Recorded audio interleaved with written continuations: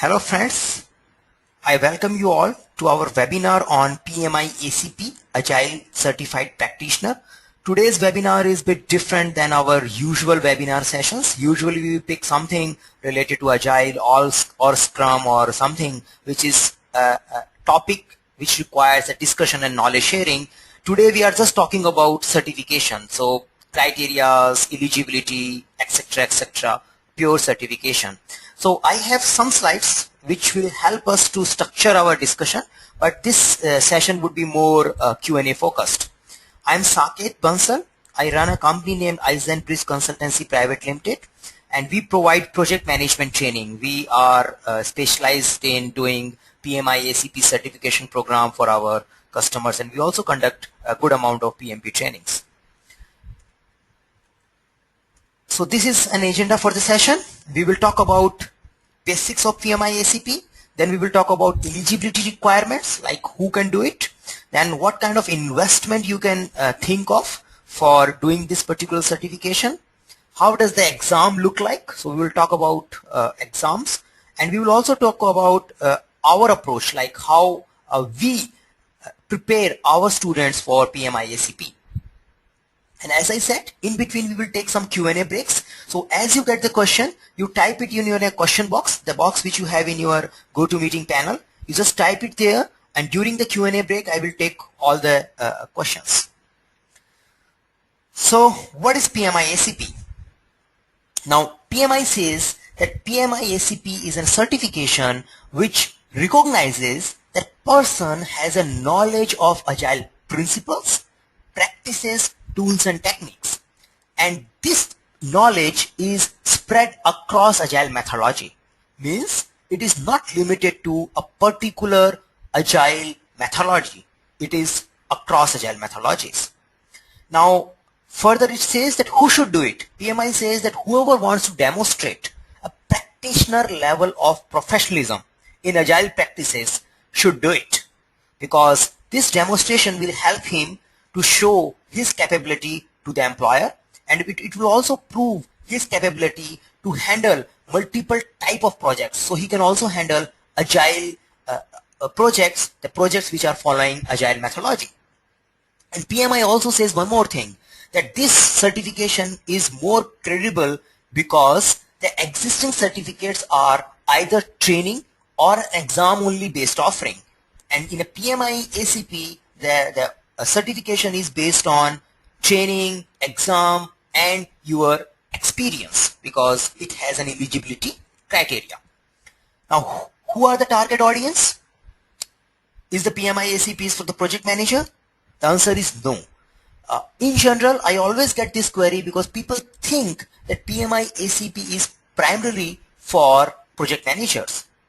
But this certification PMI has designed in a way that it works good for the developer, managers, QAs, QCs, PMO guys, whoever is working in Agile environment. So if you are following Agile methodology, you should, or you are a candidate, this certificate is targeted for you. Now, a favorite question which I get from many of my students: what is the difference between PMI ACP and CSM? Now, if you search over the net, you will find good amount of discussion around this particular topic. Now, I want to put a brief comparison about these two certifications coming from out of my own experience, and we can have a discussion if needed on this particular point. As I said, PMI ACP is targeted for all roles, while Certified Scrum Master is more focused towards a role called Scrum Master, which is a Scrum role. Now, for doing Certified Scrum Master, you just need to attend 2 days of training and give an exam from your home or from your office, wherever you want to give it. So you will get the login ID, you get the credentials, you log into the system and give the exam and get certified. While for PMI ACP, before you go for a training, you also need to look at your eligibility requirements. So you need to have experience, and then you need to attend a training, and then you need to give an exam which is Prometric based. So you cannot do it from your home. You have to go to a designated center, and exam is happening in a controlled environment. So there's a difference. Now the PMI ACP is covering Scrum, Lean, XP, and various generic agile approach like risk management, communication facilitation, and governing agile project. Like if you want to govern various agile projects, what kind of matrices, what kind of measurements you need to put into the PMO structure. Those all topics are discussed in PMI ACP. So its content details are quite big, or say vast, than a certified Scrum Master. So which makes it a time consuming certification. Means you need to invest a good amount of time to get PMI ACP certificate. So a good amount could be 3 to 6 weeks, but for certified Scrum Master you just need to attend 2 days of training and give an exam. So maybe maximum you need to invest is 3 days. But for PMI ACP the minimum you need to invest is 3 weeks. Now PMI ACP is especially good if you want to demonstrate your understanding of a wider agile approach, since it is not limited to a particular agile methodology where certified Scrum Master is more focused towards methodologic Scrum and a particular role called Scrum Master. Now the good part from CSM is that it's a good starting point. Like if you are very new to agile, you can just attend 2 days of training and then get certified, and after some time you can do another certification from Scrum Alliance, which is Certified Scrum Professional, and that certificate is following a higher rigor than Certified Scrum Master. For that you need to prepare a good amount of content, like preparation, and then you need to go to a Prometric center to get certified. But if you want to think, or if you want to work in an environment where you don't want to bind to a particular methodology like Scrum and you want to have a wider exposure, then PMI ACP may work for you. So we can discuss, we can take questions if you have any on this. We do, and before we move forward, because I find that this is a quite commonly discussed area. So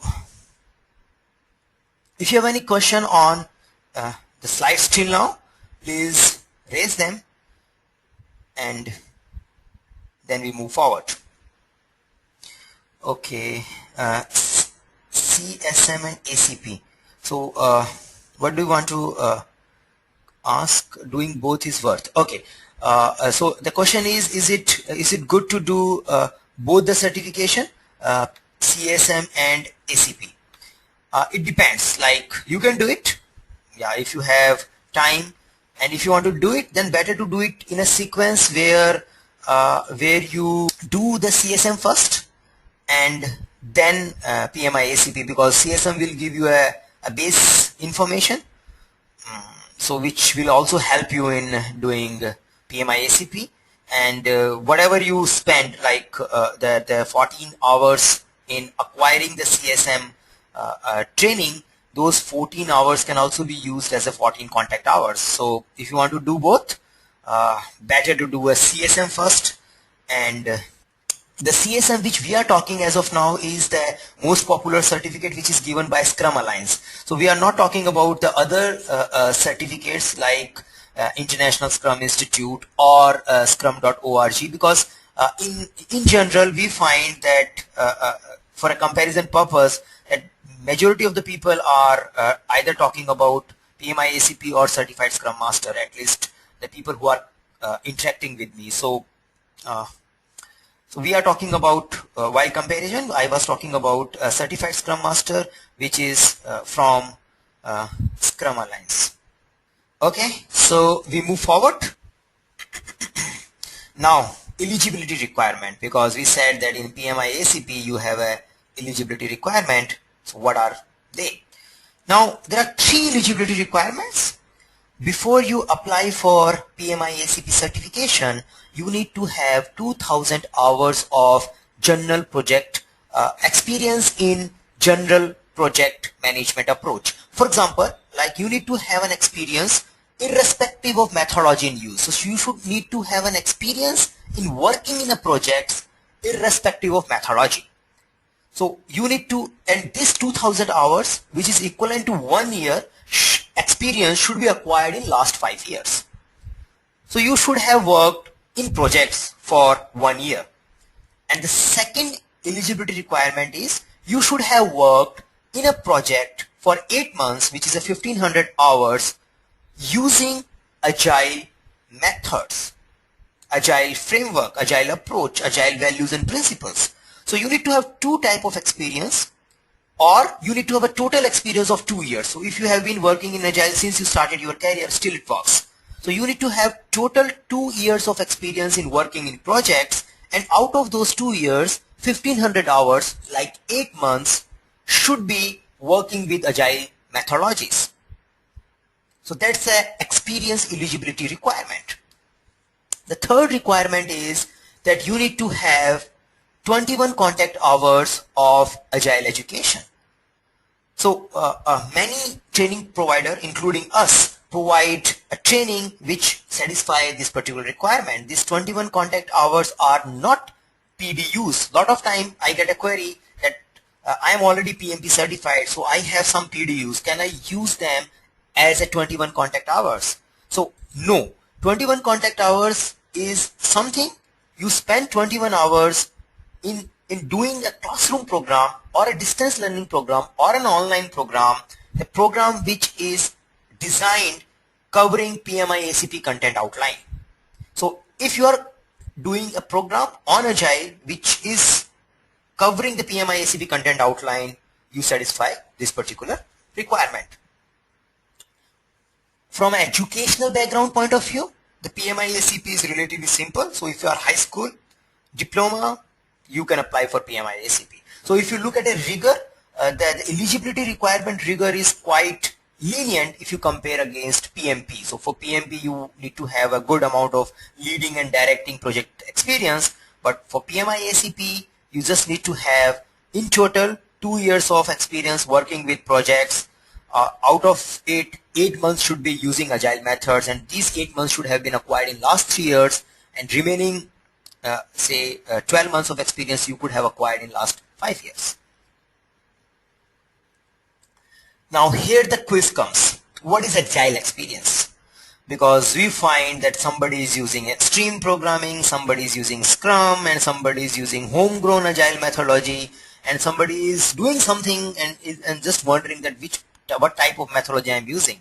Is it lean or is it something else? Now PMI is not insisting on any particular type of methodology. PMI is not saying that you must have experience in working with Scrum. No.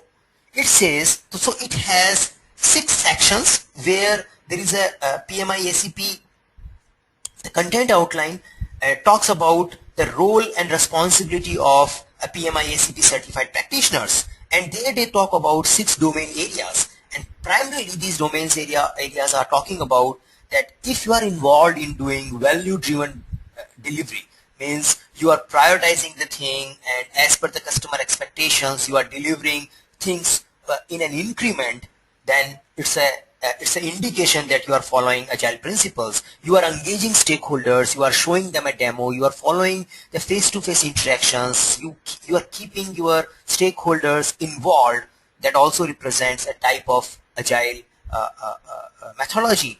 You are using, you are targeting to create self-organizing team where people have a freedom to select how they want to develop things. You are not following command and control kind of approach. That gives a indication that you are following agile principles.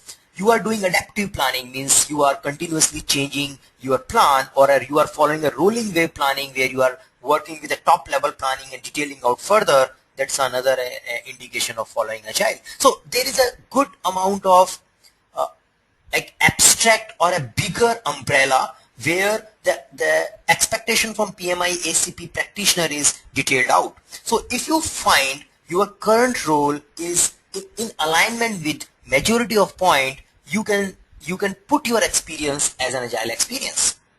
If you still get confused even after looking at it, you can look at Agile Manifesto, which there we have a values and principles. So if your working environment or if your working style is in alignment with Agile values and principles, you qualify for Agile experience requirement.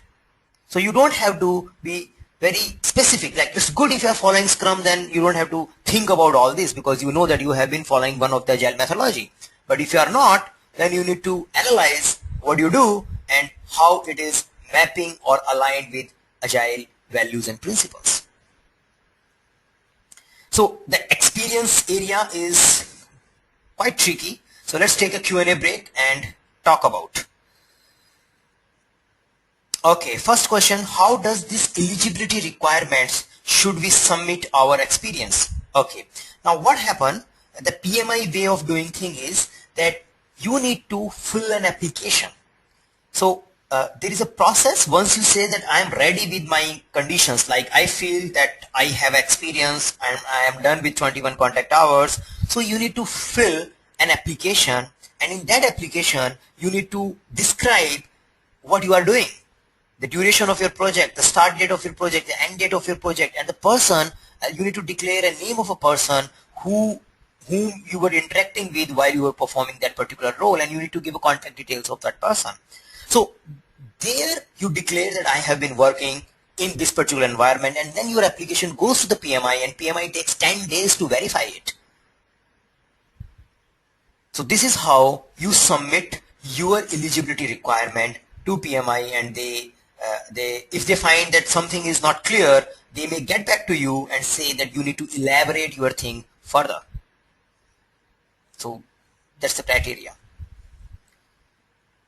And in some cases, randomly, they select some of the application for audit. So most of the application gets, if they find the description sufficiently detailed enough, they just approve. But some application randomly gets selected for an audit. In case your application gets selected for an audit, so whatever you have declared in your application, you need to submit a documentary evidence for those declarations, and those documentary evidences should be sent via post to PMI US. So that happens like in random 5% of the PMI application, PMI ACP applicant gets selected for the audit. Okay, so another question, good one, two questions. What kind of IT companies a PMI ACP certified or person can target? Are we getting ACP as a requirement in job opening? Yes, nowadays we see them, and even yesterday only I was like, somebody shared a job requirement which was coming from Capgemini Bangalore, and it was specifically asking for PMI Agile certified professionals. So the PMI ACP has started coming in as a requirement for some of the job conditions. And if you look at a broader perspective, the content outline which you study while doing PMI ACP is a frequently asked skills from any agile manager. So like if you talk about estimation planning, doing release planning, doing planning poker estimation, doing prioritization, so these things get covered at length while you study for PMI ACP, and managing team for all these kind of activity, or motivating or facilitating team for all those events and ceremonies are kind of desired skill for all agile manager, coach level job profiles. And we do get specifically PMI ACP as a keyword nowadays for some of the job vacancy, and few days ago I saw that Capgemini one. Another question, so is it worth doing PMI ACP for an infrastructure guy? Now yes and no. Now the PMI ACP has a flavor of lean. Now lean is something which can fit very well for infrastructure projects as well. So like the projects which are following Kanban kind of approach, which is near to the ITIL kind of framework, the PMI ACP lean part of PMI ACP fits well.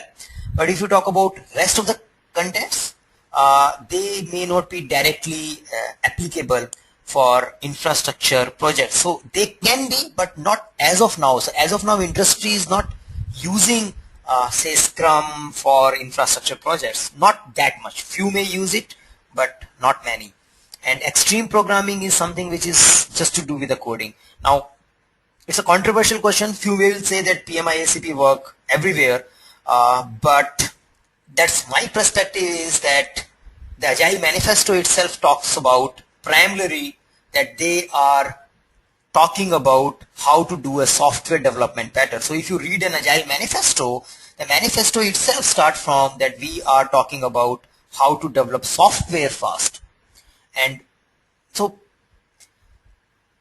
like if you go in a hypothetical discussion, people can prove that ACP works well for all the environment, but in general a good amount of content is for where you have a flexibility of changing things, so where iterative development is desired. For example, extreme programming is purely talking about coding, how to do a pair programming, how to do a test driven development, so it works well with the software development.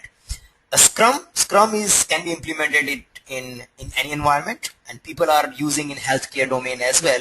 So Scrum and Lean part is quite domain agnostic, so you can talk about that they work in both direction. So I think Kiki, I answered your question as well, that related to PMI ACP.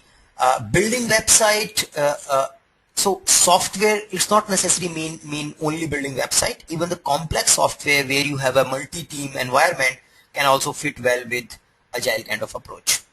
Okay, so another question, that if we do not get opportunity to work in Agile, then how we get certified? So PMI, as far as PMI eligibility criteria talks about, that it says that just doing training and certification is not enough. You need to have some level of experience before you get into this certification. So PMI insists on having at least 8 months of Agile experience. So now what is Agile? You need to look at Agile Manifesto, principles and values, and I find that if you are working in software industry, you must be following at least 60% of it. You just need to, because nobody works in pure waterfall environment anymore, like very rare. So once you look at it, you will identify that, oh yeah, I have been doing all this, my organization is doing all this, I just don't know that this is also recommended in Agile Manifesto, like individual interaction on process and tools, doing things incrementally rather than doing a one time or a big software requirement baselining. We baseline part of it, and then, or we discuss part of it and then we deliver it. So we deliver iterative and incrementally, and we prioritize. So you will find good amount of alignment there. Okay, so we move forward. So this was related to eligibility requirement. Now investment. Now here we talk about money. So PMI certificates are priced at nearby same range. So you may think that PMI ACP is like 40% of PMP, so it should also cost 40% of PMP, but this part is not true. The pricing of PMI ACP for non-members is $495 US. So this is the money you have to pay to PMI. You can't even find any way of reducing this cost. So if you are a PMI member, so if you are a PMP or you have been continuing your PMI membership, then it will cost you $435.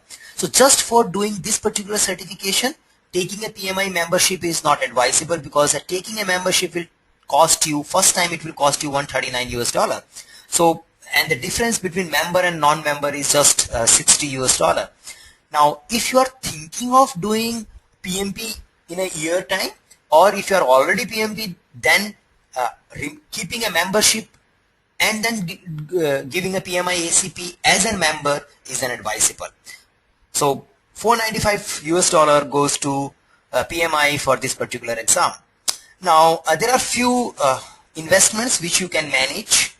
You can find cost-effective way of doing things, like 21 contact hours training. You can find various options at various price range. Books, you may end up spending $1,000 in buying books, or you can identify a good training provider who also provides a detailed content where you don't have to buy books like we do. And the online support, again, you can look for better providers. And don't fail. Like if you fail, then the retake cost is $335. So this cost you can very well manage. So prepare well so you don't have to spend $335 again for retaking the exam. Now the problem here is that for 21 contact hours, PMI is not, in general, the training quality varies a lot. So you will find that training quality varying at a degree of 10 to 100%. So as a test taker or as a PMI ACP aspirant, you need to do your own research, because PMI is more focused on controlling the quality of exam. Unlike Scrum Alliance, where they have a criteria for who can train the Scrum certification program, only certified Scrum trainer can train the CSM class. PMI does not have any criteria like for that this person can only train for PMI ACP. Anybody can train. PMI has no issue with that till the time students are okay. So students has a responsibility of finding right content, right training company. So be conscious about that, because you need to take that decision. Time investment, minimum 3 weeks. Now, as I said, in CSM you can do in 3 days, but it will take 3 weeks here. Why? Because you need to acquire 21 contact hours first, which is like a eligibility requirement, and then you need to fill an application process, assuming that you know everything. Even if you know everything, still it will take 3 weeks, because applying for an application will take say 3-4 days, and then the application approval and submission process is 10 days long. So 2 weeks will go there, and then only you can schedule an exam and appear for it. So it will minimum take 3 weeks, and if you are conscious about this certification, at max it can take 6 weeks. But it all depends on how much time you are putting into it. But in general, the time frame for an ideal case varies between 3 to 6 weeks. So you need to, the steps would be that you acquire the basic eligibility requirements like 21 contact hours, you fill the PMI application form, and in the 10 days you also make sure that you know the contents well, and then you prepare for exam and appear for it. So something about exam. So PMI ACP has 120 questions, and the 20 questions are pre-test questions. So a PMI has an approach like they put some dummy or say pre-test questions which are not yet marked one, but they just want to check these questions on some set of sample data before they make them the marked questions. So the 20 questions are there for which you will not get marked, but you will not be able to recognize it. So for you, for all practical purpose, you have 120 questions. Passing scores is not published, so you don't know like what is the passing percentage. It is, they grade it into a proficient. So there are two categories: agile tools and technique and agile knowledge and skills, and you get rated as a proficient, moderately proficient, and below proficient. But when you become proficient, at what percentage you become proficient, that is not known. The exam duration is 3 hours, and the PMI has given 11 reference books, so the exam questions and answers would be in compliant with those 11 reference books. So that is, PMI has said that whatever we would be asking would be coming out of those 11 reference book only.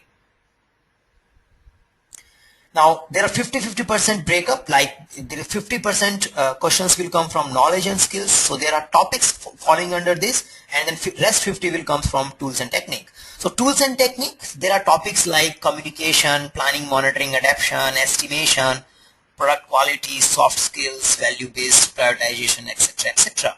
Now when you look at these topics, they look quite, they are say problem focused, not methodology focused. But in general, we read or we understand agile from methodologies like Scrum, extreme programming, lean, or agile values and principles, etc., etc. So your training provider either has to map these principles along with the methodology, because reading them just as a topic you may find sometime boring or not logically grouped. So you need to see that how the contents are getting covered in your study material. And then there is a knowledge and skills. So there is a big confusion on knowledge and skills because PMI has listed good amount of topics here, and the representation in real exam for these topics is relatively less. So they are like small topics where even the definition sometimes one word may just equal to a one particular definition. So while you prepare for it, be careful that only level 1 constitutes 33%. So it is like 40 questions would be coming from level 1 knowledge and skills, and rest of the level 2 and level 3 would be contributing a very say only 21 questions in 120 set long exam. So be careful, don't end up spending too much time and ensuring that each and every topic of knowledge and skill should be very clear to you. So we can take questions now again, because I think I have covered a good amount of content. Okay, so do we have a question on contents, exam, anything before we move forward? Okay, so can you tell me how your training institute can help in online training, etc.? So that part I would be covering. That part, like Eisenbridge, like my approach for PMI ACP will be just coming in. So just hold for a while and we will talk about it.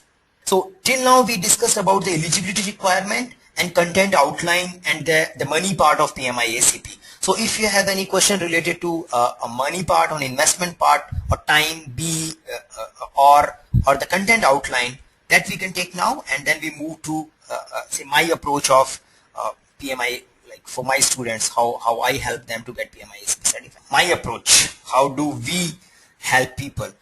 Now we have developed our content using all 11 reference books. Now there are, PMI has recommended 11 reference books, and there are prep books also. There are 2-3 prep books. These prep books are written particularly for PMI ACP exam. Now reading 11 reference books looks too much, and prep book sometimes look too weird to the people who are not yet familiar with all the agile concepts.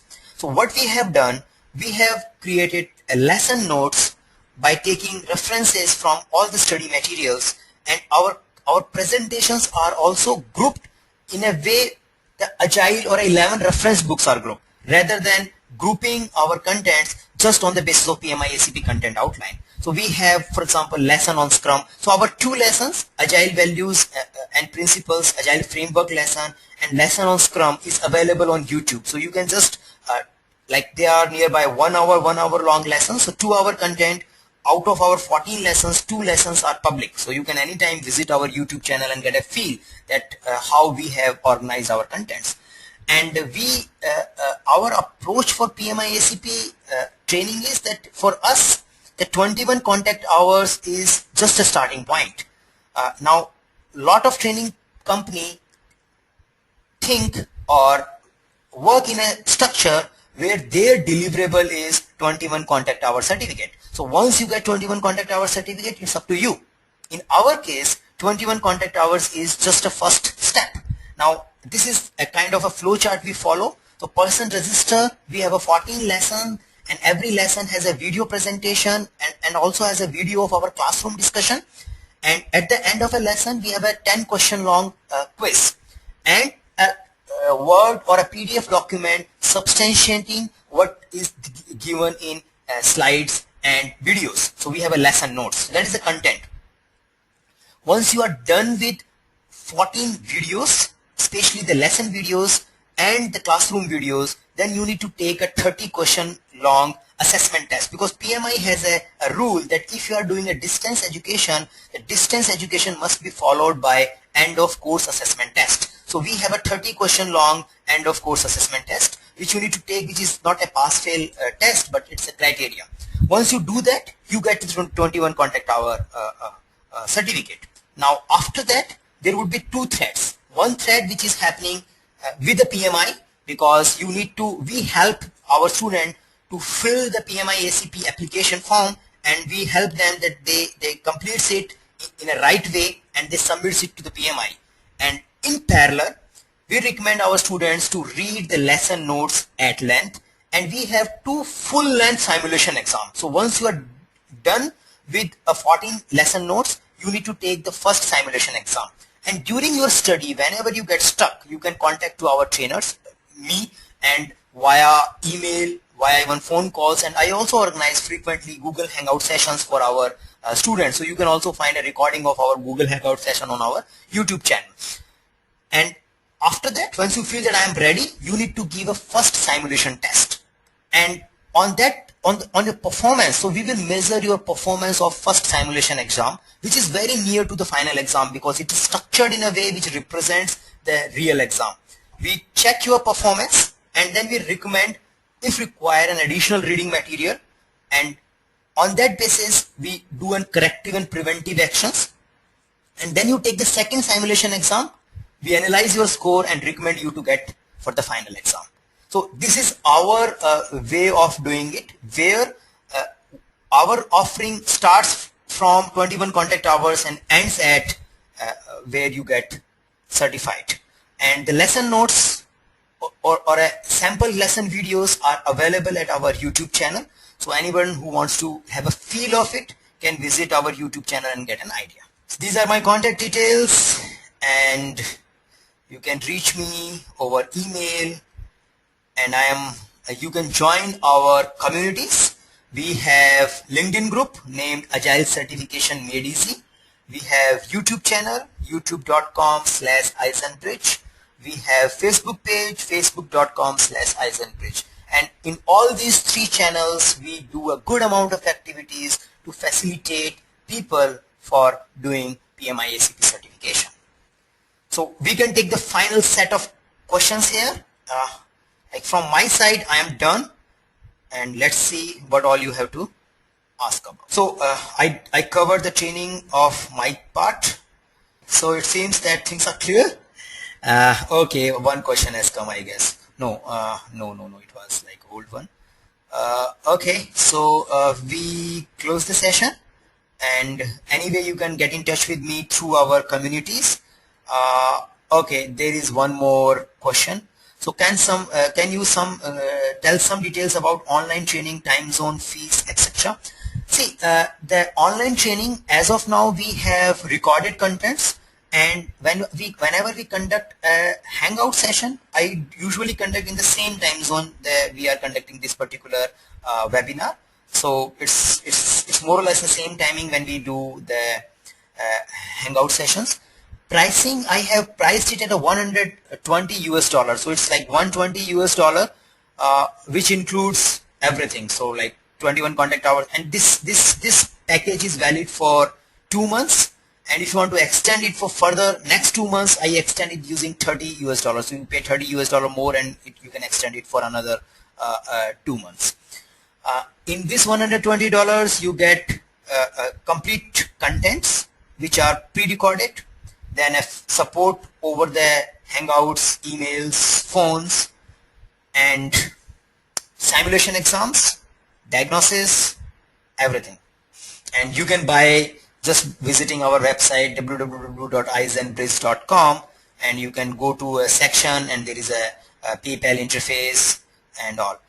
So books, the content will cover the details. So we don't ship books. The content has a good amount of reading material which covers the need of a book. Now, sometimes our students think that they also need to have a one prep book. So majority of our students also end up picking one of the prep book to just ensure that they know everything.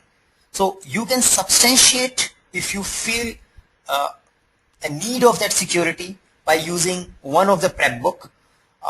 But in general, if you follow the content outlines and if you perform well in our first simulation exam, you don't need any extra reading material. But in case it is required, then we can recommend which particular book should be bought. Okay, so we close this hangout. In case if we don't have any more questions, and you can get in touch with me through any of our social channel. And thanks for joining in. Thank you.